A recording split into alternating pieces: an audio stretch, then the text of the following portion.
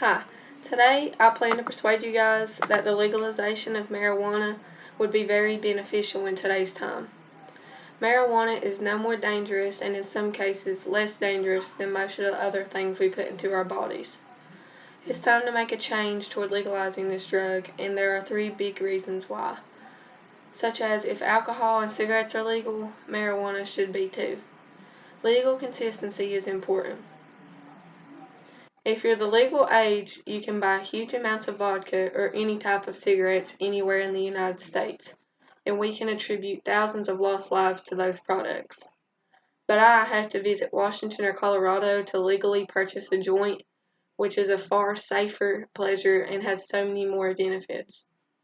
According to CDC, a website with health statistic facts, alcohol overdose alone caused nearly 25,000 deaths in 2013 and contributed to nearly 16,000 deaths from liver disease. Alcohol-related crimes resulted in 2.2 million arrests in 2015. Cigarettes are just as bad, causing nearly 500,000 deaths in the United States per year, with medical bills approaching $140 billion per year. Unhealthy foods are the worst of all, with latest statistics demonstrating that obesity is related to the deaths of nearly 20% of Americans per year, and that health care costs associated with being overweight are as much as $200 billion per year in the United States. No one has ever died of a marijuana overdose. You may think having a large amount of THC in your system will kill you, but you're wrong. Ever since marijuana has been known to mankind, not one single account of death from overdose has been recorded. Another reason why it should be legalized is the medical benefits. Marijuana shows promise for good medicine. Many people in today's society are prescribed drugs to help with pain. For example, Indocin and Toradol.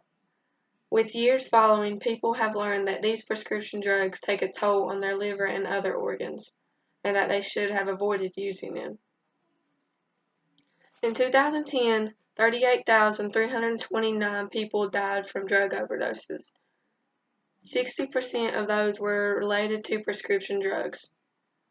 Users report that marijuana has a host of health-related advantages. It stops pain, mitigates multiple sclerosis and Tourette syndrome symptoms, and may reduce dystonia, among other beneficial effects. But state legislators haven't wised up to the potential treatment that deny their citizens, while marijuana use remains criminal.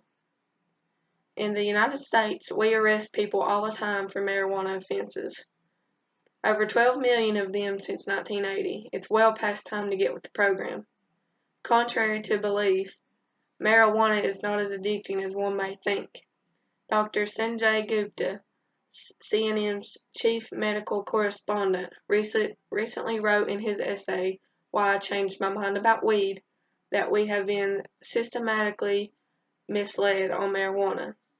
He reports that marijuana leads to dependence in around 9 to 10% of adult users. Cocaine hooks about 20% of its users, and heroin gets 25% of its users addicted. The worst culprit is tobacco, with 30% of its users becoming addicted. And one of the obvious pluses of legalizing it would be the financial gains. Colorado was the first state to legalize and regulate recreational use of marijuana, and decriminalization has been a success for the state's tax base.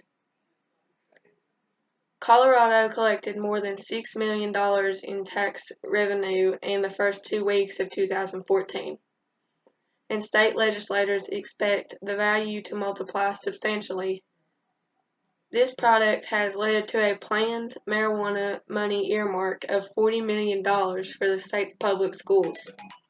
Washington appears just as well off, as it estimates that the state will rise nearly $200 million over the next 4 years in marijuana taxes and fees.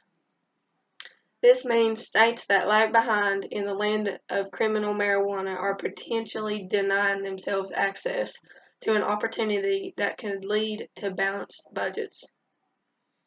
On a related note, legalization could not only represent a potential tax windfall, but also a chance to relieve the immense burden that our country faces when managing its prison systems.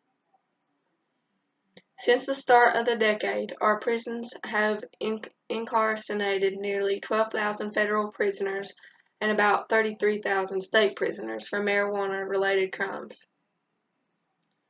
The average cost of each federal prisoner was about $29,000 in 2011, and every state prisoner cost taxpayers $31,286 as of 2011.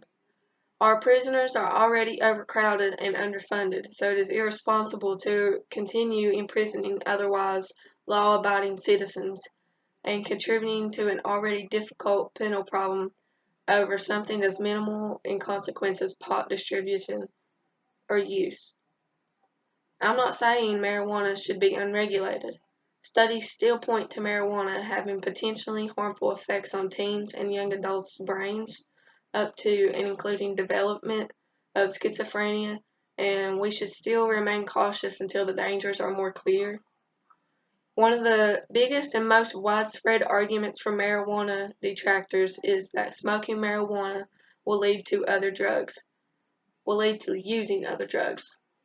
As Scientific American points out, the studies that show people who use marijuana first before trying other drugs is correlation and not causation.